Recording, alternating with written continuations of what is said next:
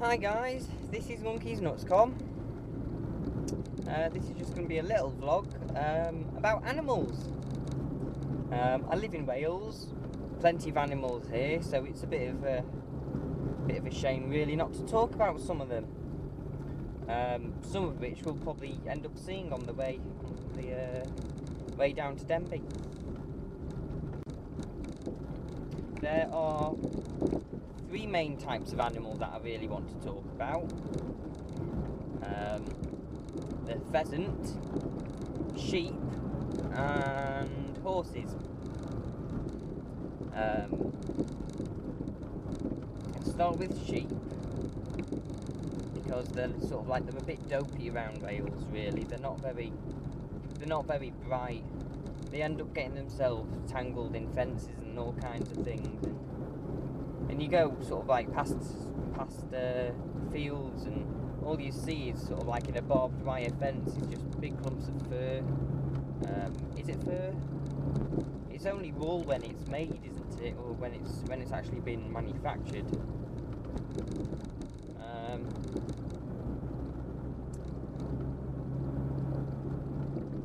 Yeah, so one good thing about having sheep in Wales is that the lambs are really cute. I mean, I absolutely love it when I see them sort of running around, sort of playing and stuff.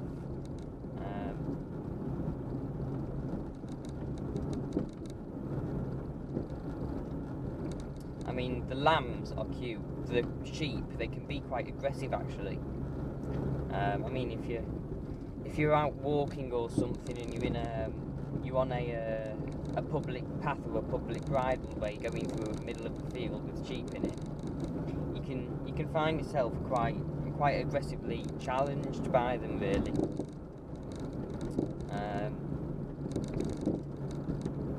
It's kind of the same as like that with pheasants. They can be quite aggressive. Pheasants are just a pain in the bum though, really. I mean, they just stand in the middle of roads and they jump out on you and don't even think that they don't even believe what the consequences are if they do run out in front of you and you're not able to stop in time. I've seen a few dead pheasants on the road and stuff. I haven't actually hit one, but I have been in a vehicle where we have hit one. It was on a recent college trip on Anglesey. We were, I think another car had hit a pheasant and actually killed it. And literally just as we were passing that car, one jumped out in front of us and hit the windscreen of the minibus.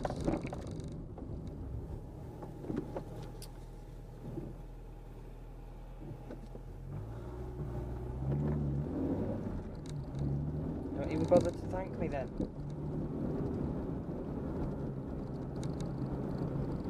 Yeah, one hit the minibus. It was a really loud bang, but it quickly sort of like flew away. We didn't kill it or anything, unfortunately. But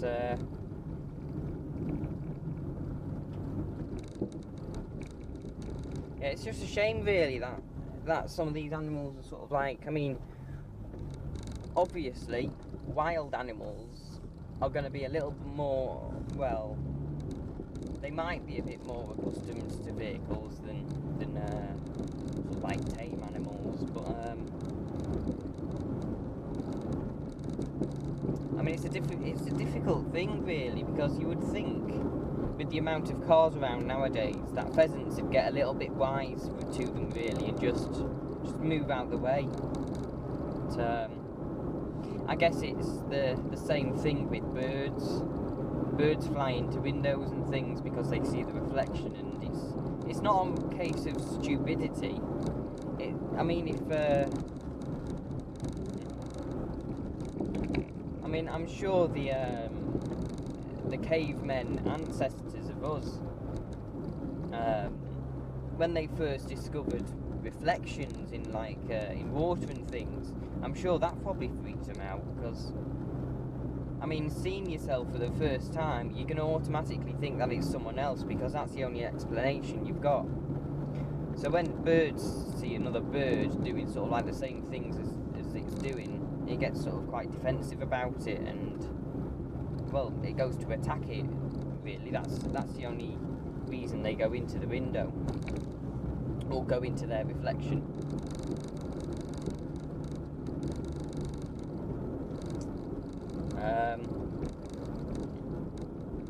So yeah, pheasants are pretty stupid. I've seen a lot of them, and I mean a lot of them lately. I've already passed one today in this video. Have I, in this video? Did I start it? I think I started it, yeah. If I pick up where it was, I'll put a little. I'll mention where it is basically in the video. I'll put like a little sign up at the start. It was right at the start that I saw it on the left. We'll probably end up seeing more on the journey anyway.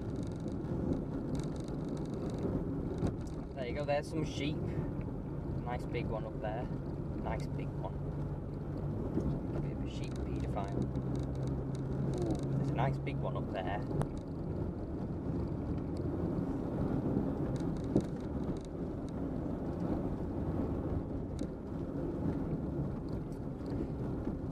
So yeah, I'm going for a little drive up, well, up the back road really.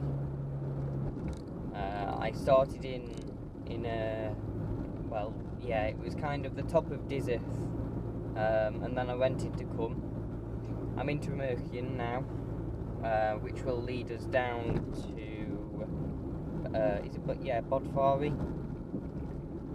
And from Bodfari I'm going to turn left and go over the other side of the valley, of the peaks,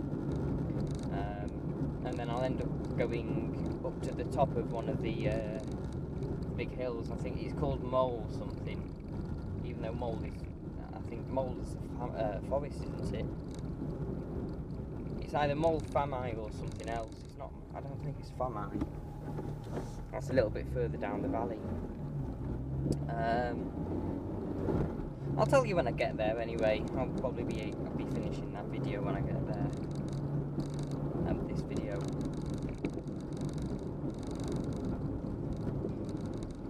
But yeah, this is a bit of a change of scenery, just a little countryside drive really. These holes are terrible here.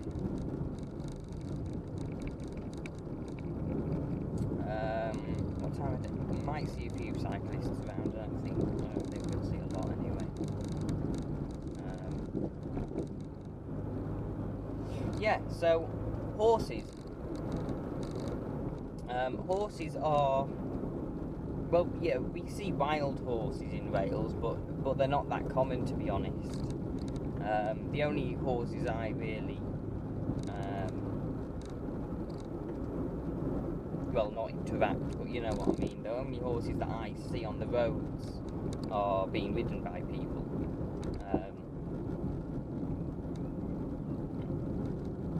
And well, when you see a horse in the road, all you do is just slow down.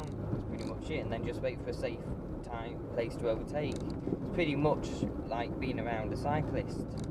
Just slow down behind, wait for a safe moment to overtake. All you've got to do really is just go a little bit slower with horses, and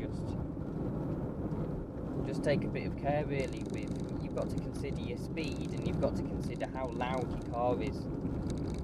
So if you you don't really want to go flooring it past them. You want to just go behind them and then just slowly pass them at a really nice long straight bit of road, where you can see if there's any traffic coming on the other side of it.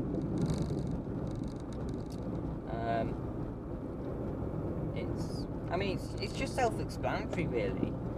I mean, and yet I read news articles and things of like drivers getting aggressive with horses, and then the horse sort of kicking out at the guy and hitting his car. And I mean, there was one sort of like last year or the year before, where a guy had actually assaulted a horse rider because the horse had hit the car, because the driver was sort of like driving really aggressively and beeping his horn at the horse. Oh, there's a horse. Hello, horse. Yeah, so I think that driver got a driving ban, quite a serious fine and points on his licence. But I mean, if a horse hits your car, it's either one of two things. It's scared and it's something that you couldn't control, or it's scared and it's something that you caused.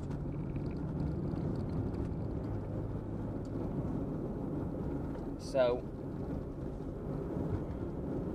that's what I mean about taking care. I mean, you might think, oh, horse riders are just slow, they're in the way, they're worse than cyclists because they go slower than cyclists and they take up more of the road. But to be honest, if you're just going to act like a total idiot and start beeping your horn, getting frustrated behind them, of course the horse is going to act, well, just as any cyclist would want to act if someone was doing that behind him. They're going to get scared and protect themselves in any way. So I think it's important just to try and be considerate more than anything.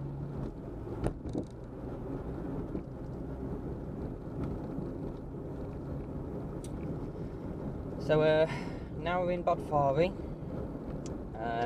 I'm sure it's Bodfari.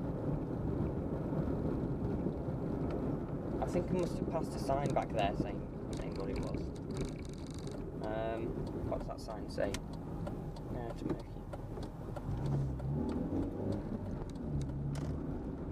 So I'm gonna head up here now. You can see that I'm gonna be going over the well, if you look at it, it's on the map, it's the right of the valley.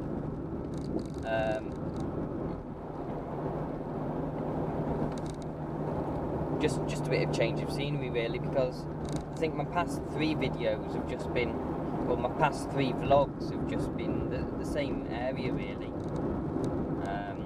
The driving standards one basically followed the exact same roads that the cameras vlog did, or the other way around or whatever. So, oh, excuse me. Oh. There's a dead pheasant. Oh no, sorry, that's a dead badger. Oh, that's another thing. We see quite a lot of badgers and foxes around at this time of night. Yeah, well, at this time of year. I think you don't see foxes too often now because it's starting to get warmer. I saw quite a lot in the middle of the night walking around my street, which is a built-up area. There's no woodland near where I live. I mean, it's quite a considerable distance to any natural area. So, yeah, I mean, it was just really strange how foxes had managed to get that far into a rural area. So, there's a flood there, but wait.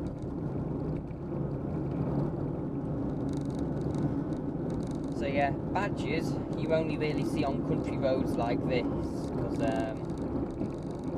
they go from side to side, going from looking for food and things. You might think if a road's going to be built, you'd have a look to see if there's actually any badgers there, which is exactly what does happen. For example, in certain parts of the country, there's newt fencing to keep newts away from the roads. The fencing is only like ½ a metre high, so God, this road's really bumpy and noisy, isn't it? So with animals like badgers and moles and things like that, what should happen is that a little bridge is basically made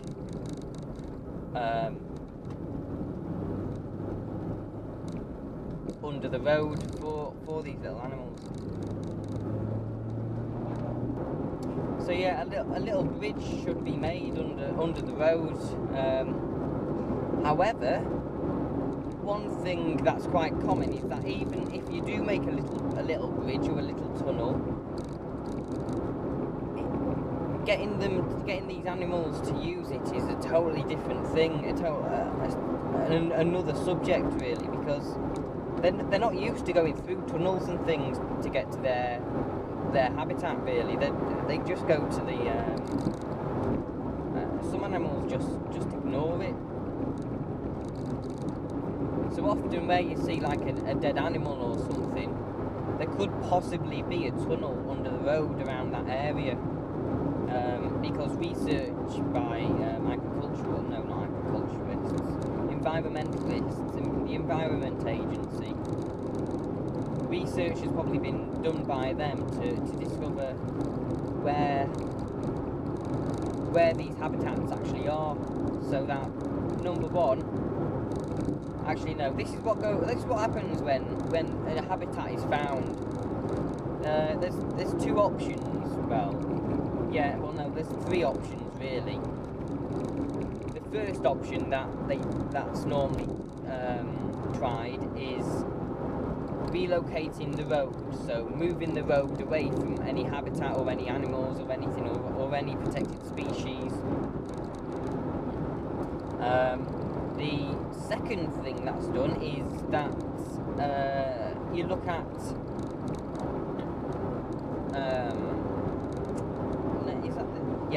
the second thing is that you look at where to put tunnels and things under the road if the road can't be moved.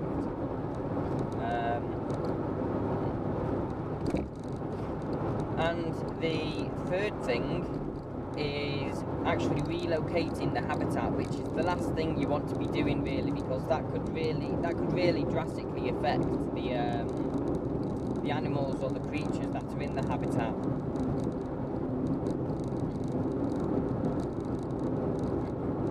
Because if you relocate the home, they might feel out of comfort, and I mean it might not be very good for their lifestyle really. I mean it could have some quite considerable health, well not health, but it could affect their lifespan, because they could build up stress and things and not really enjoy being there that much. So yeah, I mean that was pretty much all I've got to say about animals. Jesus woman, look what you're doing. It took ages to respond then to me actually being there.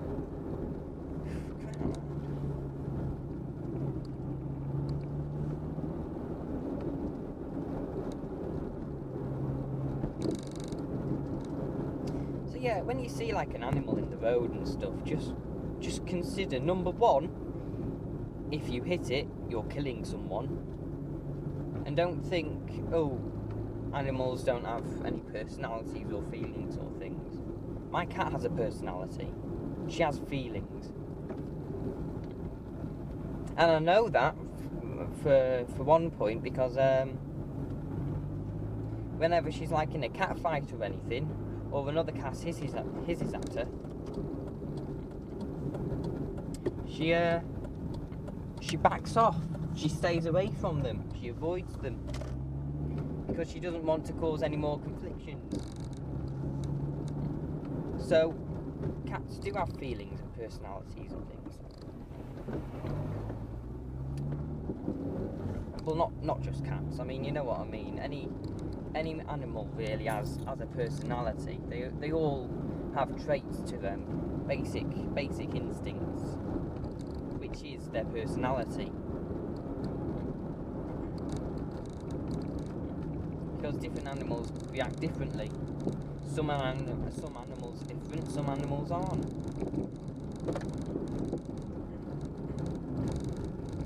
Shitting hell, that dog was going to run right out in front of me then.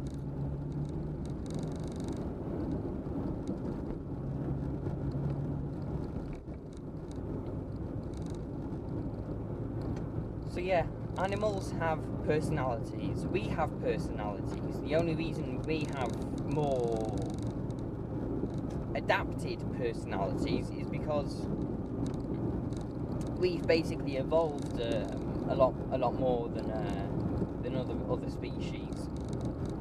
So,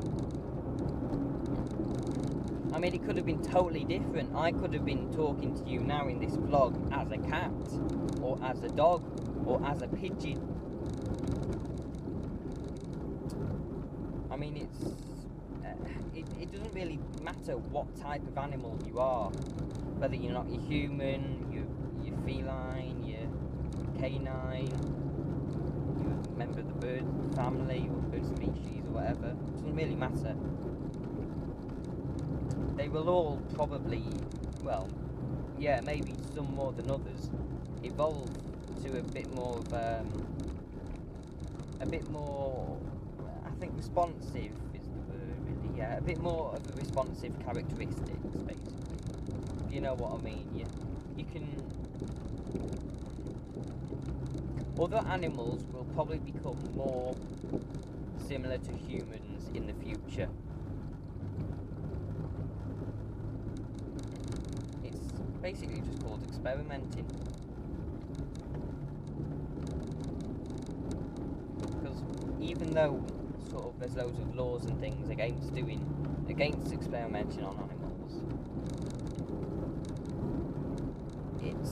there were laws preventing you experimenting on animals for human gain.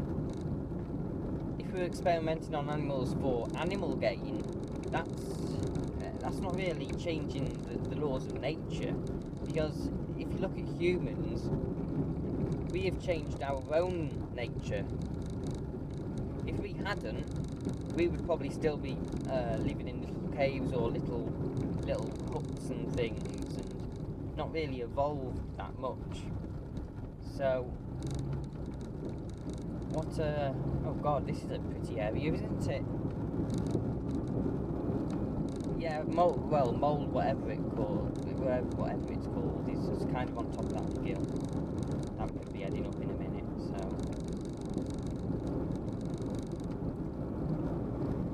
so yeah, animals have personalities. They will evolve more. I mean, if you look at cats have become, well, I don't really want to be animalist, but I've got a cat and I've always been fond of cats. And even if you do say dog's man's best friend or whatever, or if you love dogs,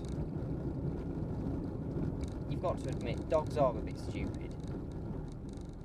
I mean, they chase the tail, for God's sake. At least cats have a sense of hygiene, they clean themselves and everything. Dogs would just poo and wee everywhere if you didn't teach them to do it.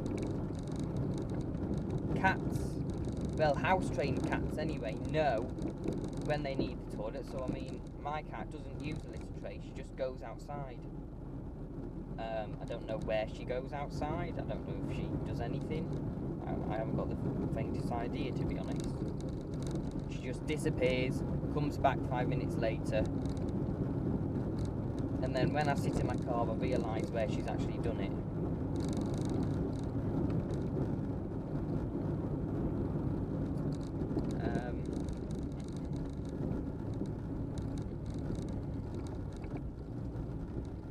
So yeah, I think you'd need to just be a bit more considerate, really, as to not taking over animals' lives with your own. I mean, I'm all for sort of changing their nature a little bit. It's just called assistance, really, with evolution. You're just giving them a bit of a helping hand and just basically encouraging evolution to take place. Well, not really encouraging it to take place, but you know what I mean. You're giving it a little bit of a shove in the direction that you want.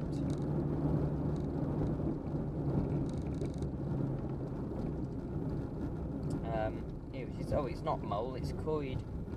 What is it?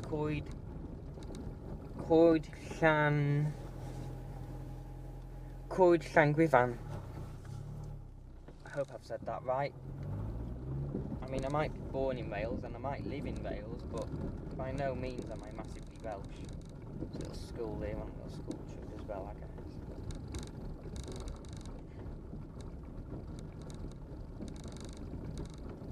Oh, some ramblers going on a little walk.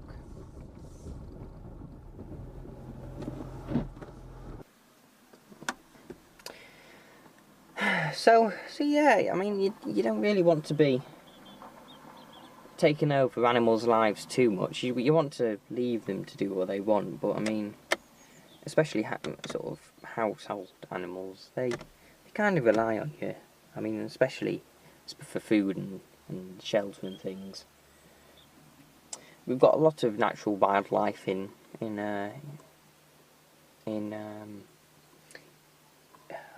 Wales. See, I don't even know where the hell I am. I mean, you can probably hear birds tweeting and things in the background. I'm going to go for a little walk up there, actually, just up to the sign, see what they say. So yeah, I mean, you can just see some of the views that are in Wales, really. I mean, I'm going to try and get out in the valley a bit more now. Just basically to show off the type of area that we have, and just some of the more realistic scenes of nature that you don't really see on the TV and things, because North Wales isn't really broadcast on TV a massive amount. I mean, we get the odd little comment when weather gets really bad up here, but it's not that good, to be honest. There's a little bit of research into the hill. I don't know if you can see it that well. Penny Clodagh, it's called. Hillfoot. I think Hillfoot is meant to Hill Fort or something. I'm not quite sure, actually. But that's what it used to look like. That's what it kind of looks like now. And then they've got like little drawings of pictures, and it looks like we've got Jesus there as well. So yeah. And over here looks like we've got some wildlife. So, it looks like there's a buzzard. You've got a meadow pipit. I've heard of a pipit, I've never heard of a meadow one. And a wheat ear. Just funny names, to be honest. I don't know why they're funny. They're just making me laugh, to be honest. But it's a little diagram of the walks. We are there. Penny Clodagh's up there. So it's a bit of a trek. So I don't think I'm going to go for a walk up there. But yeah, I mean, you can see all the little dots on the hill, all the sheep enjoying themselves and stuff. I'm trying to think of things to say now. There's a tree, and there's a gate, and there's some rocks which have been made into a wall. And there's my car, and there's a twig, and there's my foot. You can tell I'm bored. I'm going to probably end the video here anyway. It was a buzzy bee. So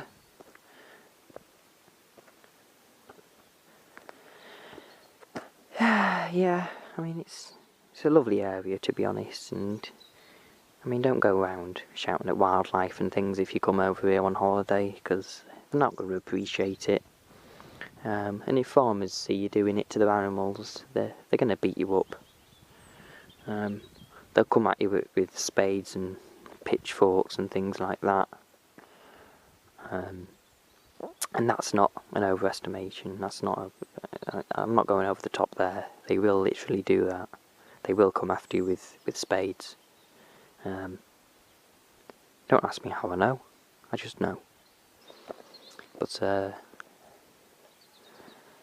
yeah, oh, there's a glove over there. Let's go and see if there's anything special inside the glove. Maybe there's a bit of money in the glove.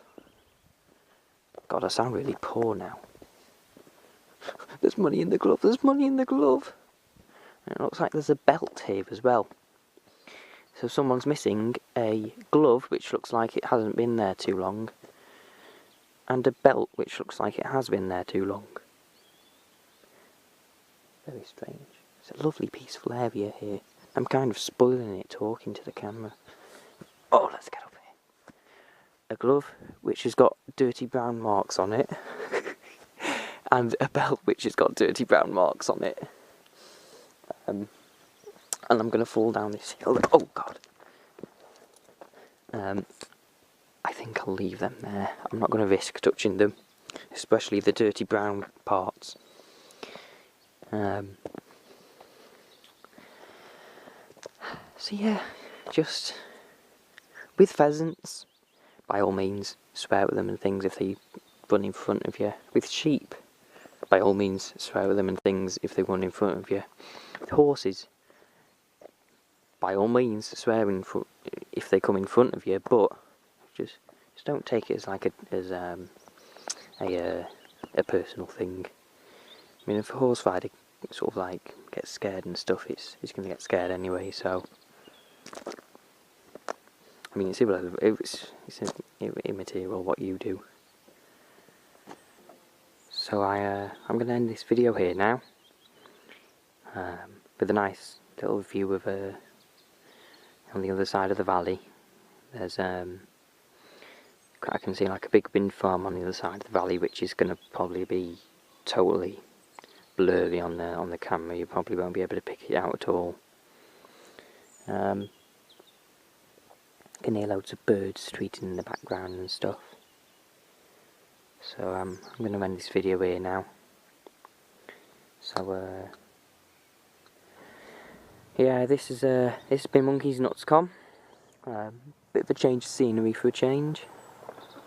Change of scenery for a change.